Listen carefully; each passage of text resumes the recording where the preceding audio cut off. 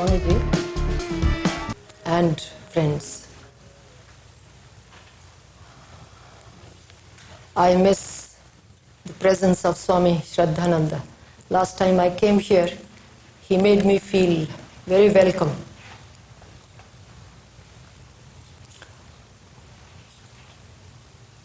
The topic given to me is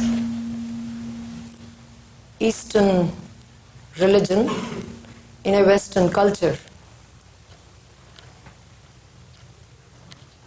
This earth, which is our home,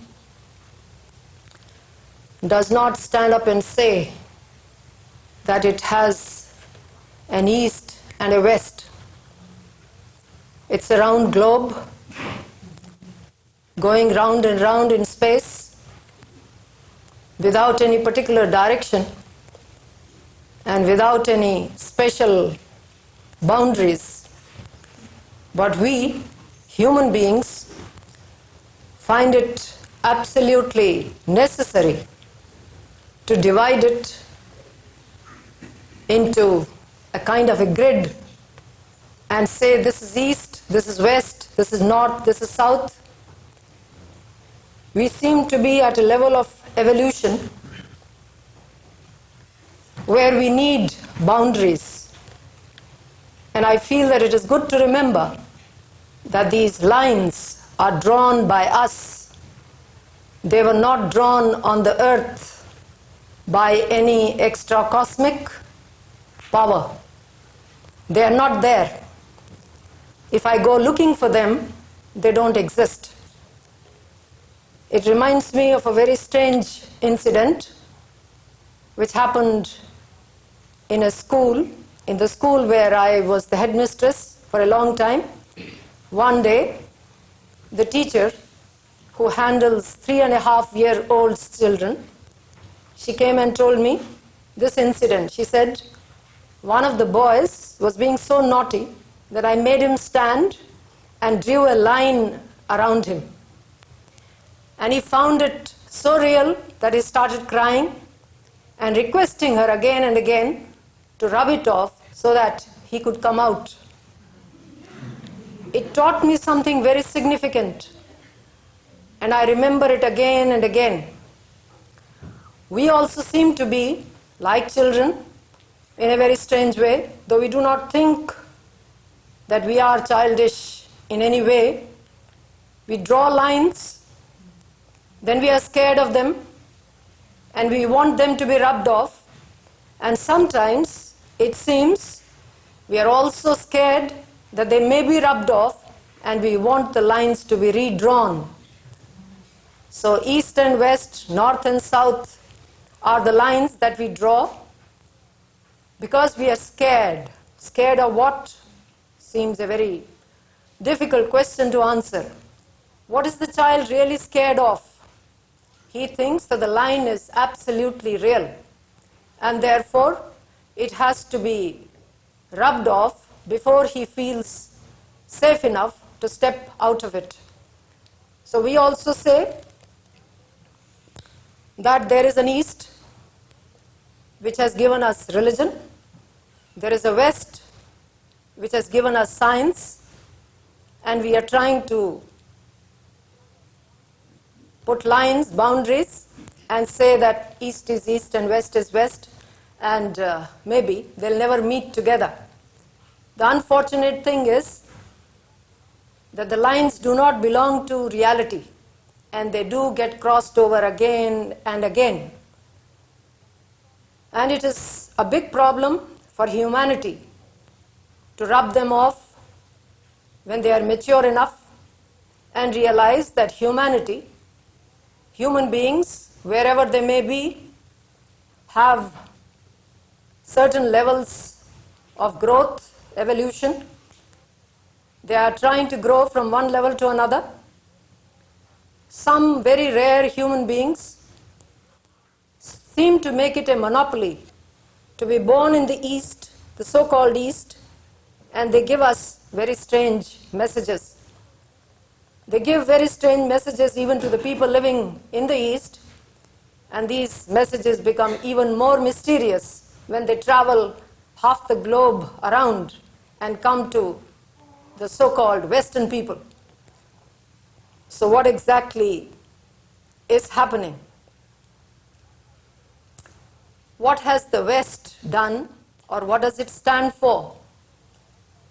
The West, as far as I can understand from the outside, though I have been traveling to the West again and again, it's not really possible to enter this culture from within, to see it from within, since I don't live here. And even if I lived here, maybe I would never be able to understand the point of view from within. And that is a problem. I see this from outside, you see it from within. Therefore, your point of view is different, my point of view is different. When you turn to the East, the very same thing happens. You see the outside, and you cannot enter the within. And so we say, well, it is alien, it's foreign, it is not mine, it doesn't belong to me. We forget that as human beings, we have both a without and a within. There is the external, which is very visible, and which we are trying to be less scared of, especially from the Western point of view, by understanding the laws that govern the external world, our external experience, or our experience which gives us this material world. Because it is visible, somehow we feel that it is not so scary. And we are trying to conquer it, trying to understand it, trying to manipulate it, and make our physical life more and more comfortable. The West stands out for this endeavor, and they have made life very comfortable physically. It has been possible to conquer space and time to a very great extent. At least we can go up to the moon, come back, and that's a great step. But we seem to forget that there is an infinite physical world still waiting beyond the moon. And of course, the endeavor is on. We are still trying to do it. The West, in its desire to make the visible the base of all reality. The visible is real. The invisible should be made visible, because that's the only way to make it real. And if it does not become visible, somehow it's not real. Though I know that this is not true for each and every Western person, but it seems to me that this is a point of view, a very Western point of view, which seems to say the invisible, if there is an invisible, has to become visible in order to become real. As long as it remains invisible, somehow it is not so real. You go to the East, they seem to say the invisible is real, the visible is unreal. So much so that we have coined technical words to express this idea. The invisible is real, the visible is Maya. The visible, it is translated many times, though not accurately, as illusory. It's not real. The Eastern man seems to say that the visible is unreal, the invisible is real. So both the sides are trying to live with these ideas because we have inherited them from a very deep past. Our past forces us to look at this world from a particular point of view, and these lines drawn by somebody, nobody really knows, we carry them, and sometimes we try to rub them off, and many times we try to redraw them because we feel safe within these boundaries since we are familiar to this point of view. Now the West has given us tremendous gadgets, tremendous machines through which we can travel from one part of the earth to another. Space is no longer what it used to be. Boundaries are no longer what they used to be. Geographical lines are no longer what they used to be. And therefore, it seems as if the East is invading the West in a very new way. There was a time when the West invaded the East in search of something.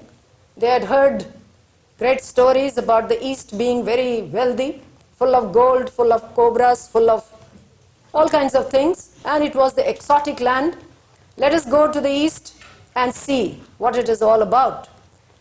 So in a very big way, almost the whole of Europe invaded Asia and Africa in the last 2 centuries, 18th and 19th, and they made themselves rulers over these people who seemed to be sunk from their point of view in stupor, and maybe from their own point of view they were simply meditating.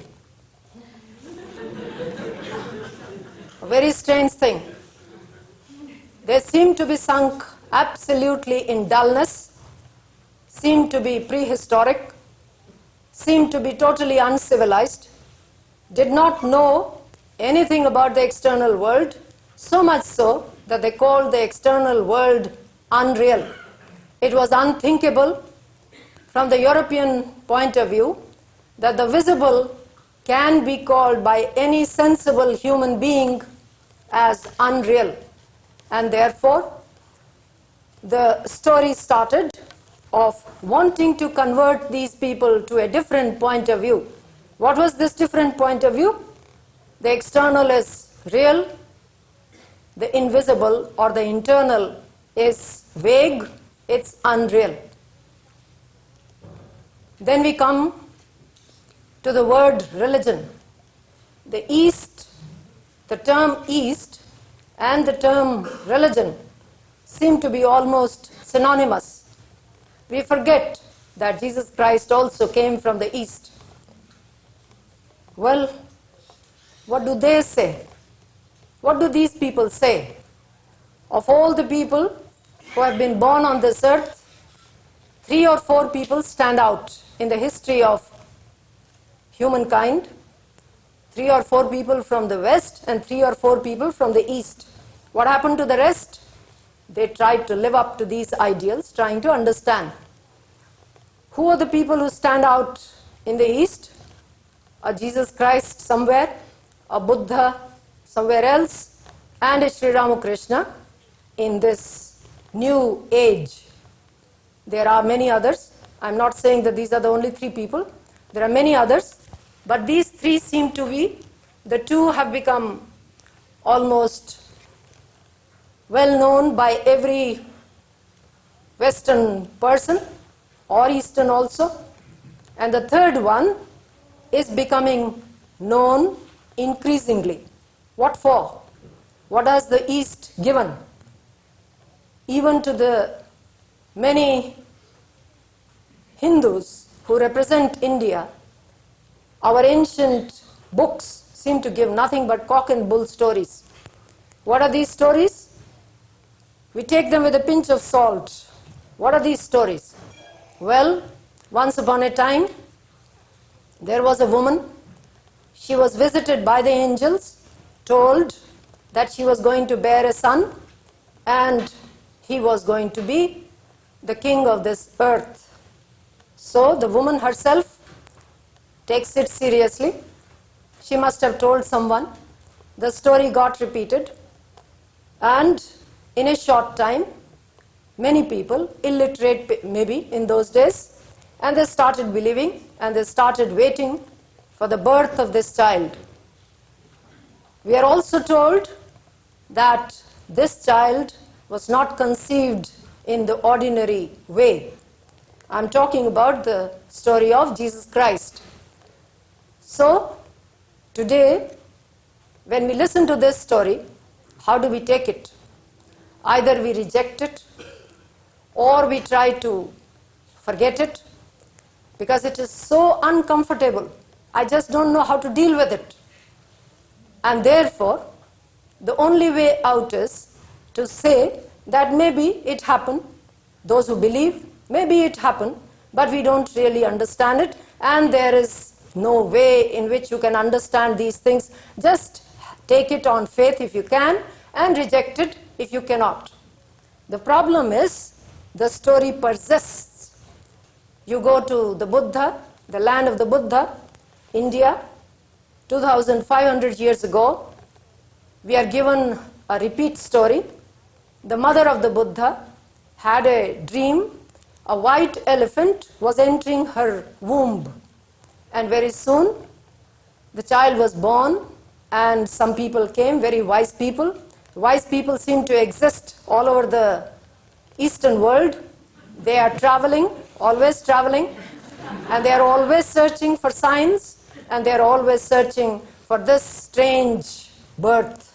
So they come and they prophesy that this man, this boy, will grow up to be a great king, or he'll grow up to be a beggar and worshipped all over the earth.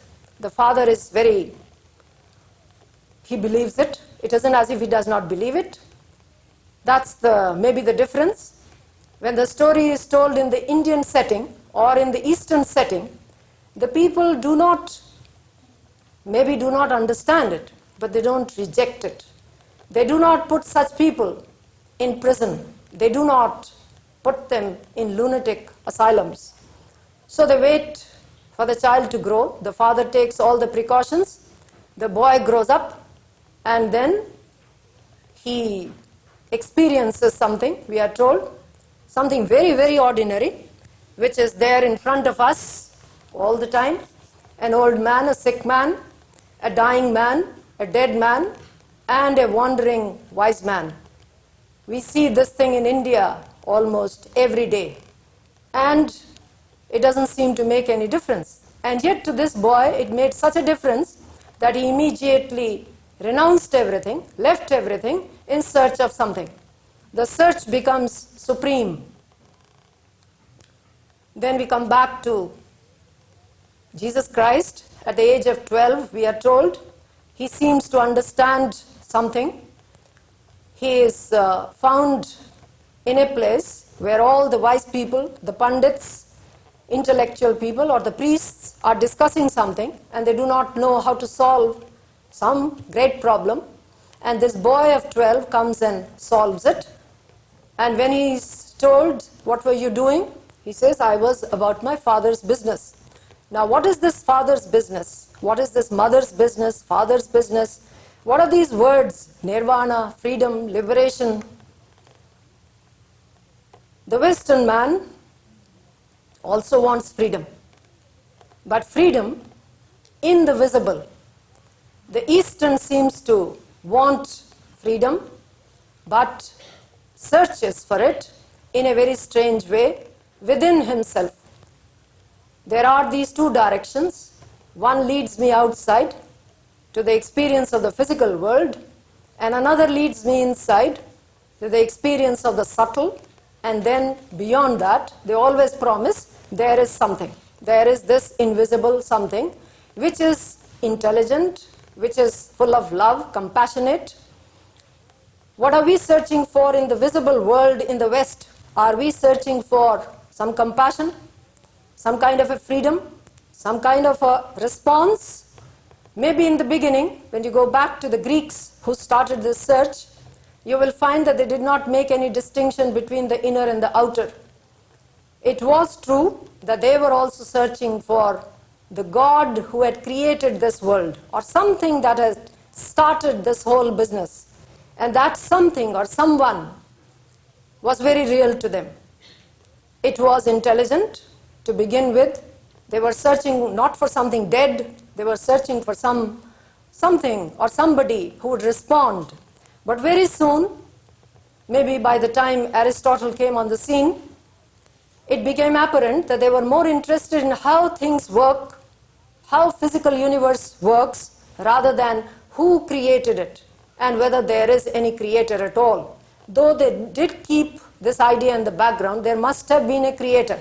Till Newton, we feel that the idea was there in the air. Yes, there must have been a creator who started the whole show, but then either he dropped off, or he went to sleep, or he didn't care any longer.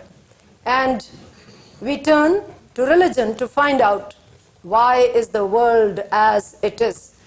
But very soon it became clear that religion could not be taken seriously. The religion, Christianity, which had come from the East and I am sure minus many of its wisest, what should I call it, points of view, which just could not find a response in the Western world, were dropped out. So it became a religion of more or less a world where it gave counsel to people to be charitable, to live in a particular way, because the original idea could not be understood, could not be explained, why we were here and why the world is what it is. Take it for granted that there is some kind of an original sin, and you are here as a punishment for that, and you are supposed to have faith in this Savior who came to save you, and then wait for death and the other side to have this final liberation or salvation. For a long, long time, it seemed to have been sufficient. I do not know how exactly it could have happened, but it seemed to have been sufficient. Millions of people were so busy with the visible world that they tried to live with this kind of a simple idea that yes, it is possible, there is a heaven after death, we will go there, and then the problem will be solved forever. This is the story of Christianity. It expanded. It became a very aggressive religion. It tried to convert wherever it went in the form of the ruling Christian king or Christian government, tried to convert the people, the heathen, to this point of view where the external was given as real, very real, external power, aggression was given as very real. Aggression, as a matter of fact, became the hallmark of the European races who came to Asia, so much so that millions of Asians became convinced that the outside is more real than the inside, and they stopped looking within themselves and became absolutely passive, because the other point of view of becoming aggressive and competing with the ruler was out of the question. They were not even politically free. And a very strange kind of a confusion started taking over till we come to the 19th century, end of the 19th century, when all these Asian nations were in great rebellion, trying to understand the Western point of view because it promised so much of the reality of the outer world, so much comfort, so much authority, so much power. We started leaving this ancient point of view which said that religion is more real than the external world of physical experience. I can only find great confusion by the end of the 19th century everywhere in Asia. What was happening in the West? The West was in its zenith of glory, tremendous power, power based on the, well, I can say almost based on the wealth of Asia and Africa. And the common man, the common Western man, very sure that it was the outcome of scientific research, scientific point of view, which slowly and slowly edged out any idea of looking within, any idea of God, and became a religion in its own right. Science became a religion to the Western man, and the gadget became the outer manifestation of this new religion. And then we come to the First World War, we come to the Second World War. Something happened to the Western man, and he did not understand how could it happen. We were so prosperous. We had invented so many things to make our life so comfortable. We had thought that we were going to make life easy for every human being on this earth, forgetting that half of the earth, Asia and Africa, were not really happy. But by the time the Second World War ended, it became very clear that you can have machines as sophisticated as possible. You can know the source of physical energy in a very deep way, and yet human beings who are in charge or seem to be in charge of this civilization do not really understand what it is all about.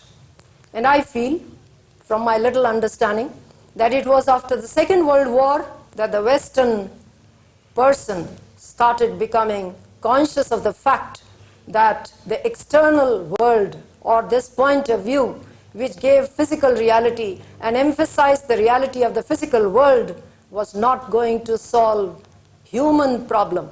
What was the human problem? I am very proud of being in charge. This is the Western point of view.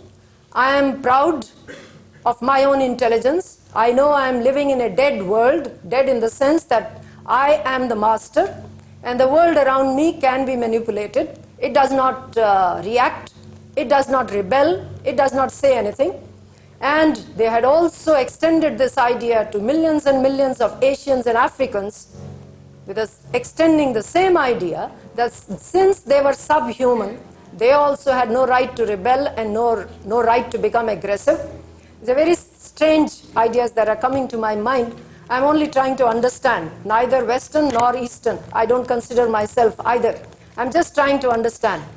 And the Western man became aware of a very great confusion, very great frustration, that they cannot control the events which were so horrendous, which killed so many people on this earth. Young men, most of European races suffered, and they realized that they were not really in charge.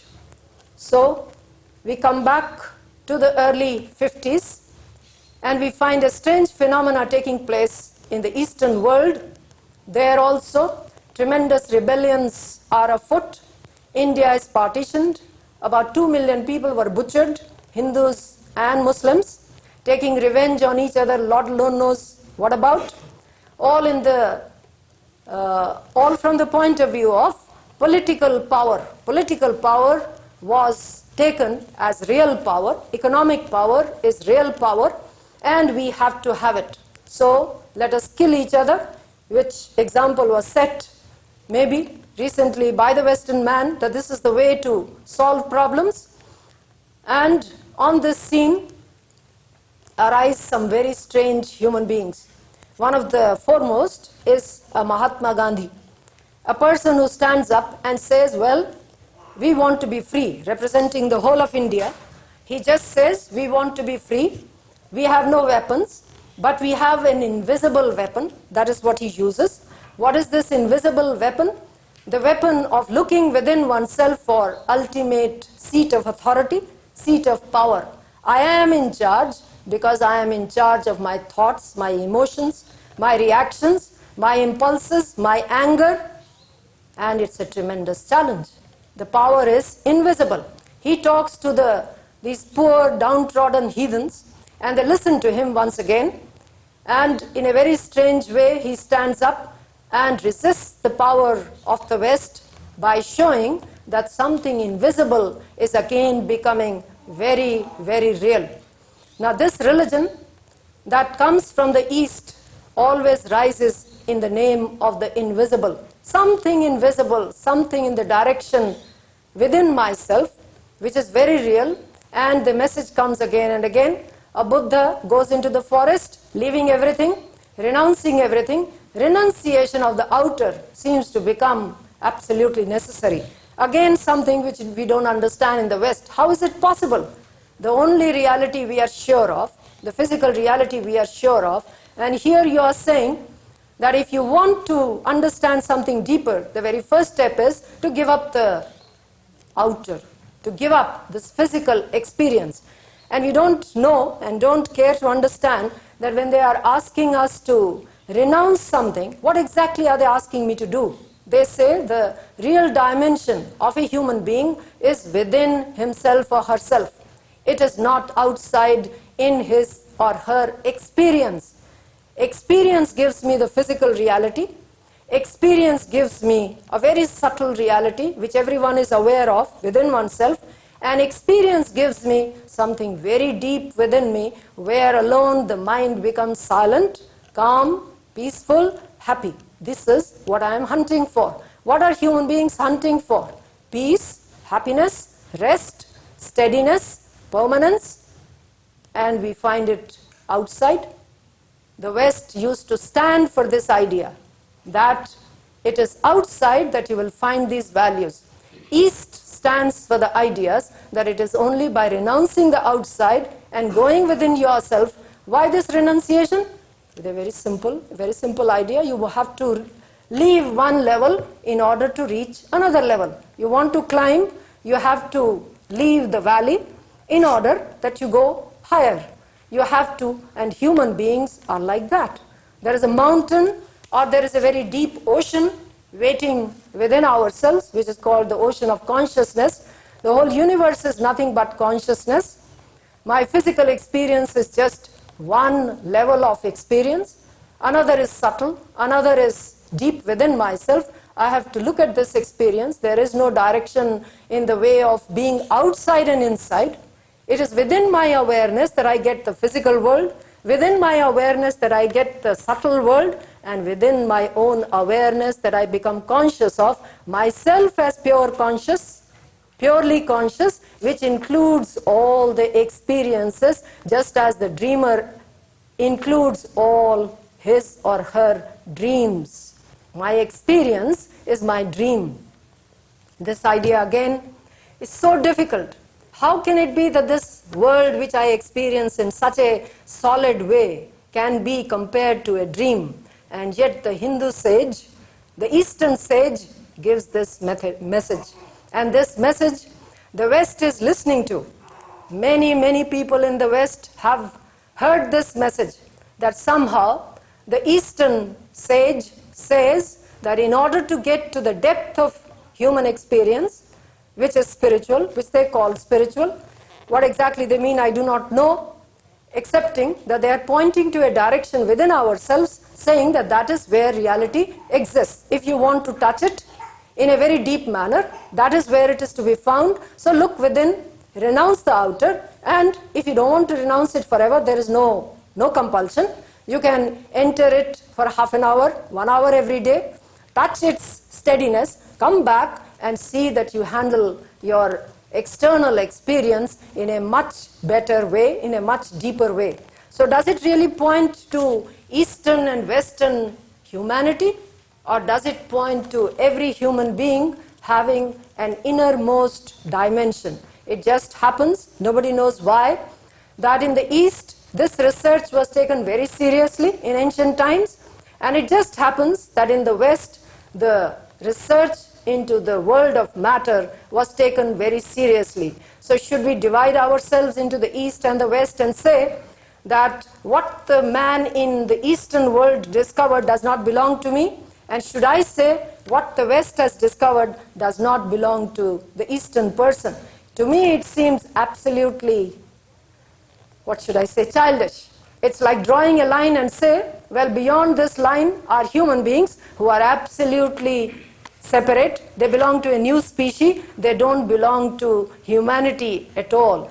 So Eastern religion in a Western culture, basically, to me it seems that they are talking about this psychology in depth. They are pointing to a very deep dimension. They were given the opportunity to go very deep and bring this message to us. The West, in the same glorious manner, went out trying to find what are the forces that function behind this visible world, how to control them, what are the laws, make life more and more comfortable. Today we are meeting in almost every country, maybe excepting Africa. In every country, these two streams are meeting each other. These streams do not know any boundaries, and I do not think that the boundaries really exist. There used to be invasions in olden times on some other basis, and today also the same invasions are going on a very different level. It is for us, it's a great challenge to understand that this is what is happening. Stream of ideas coming from the East is trying to wake up the Western man to this realization that he or she needs to tap this inner source in order to understand what this experience is trying to give us, whether it is physical or mental or emotional or any level or spiritual. And the Eastern man needs to understand what are the physical forces that work on this earth so that we can make our physical level a little more comfortable. Is there anything else happening on this earth? I do not know, and I do not think anything else is really happening.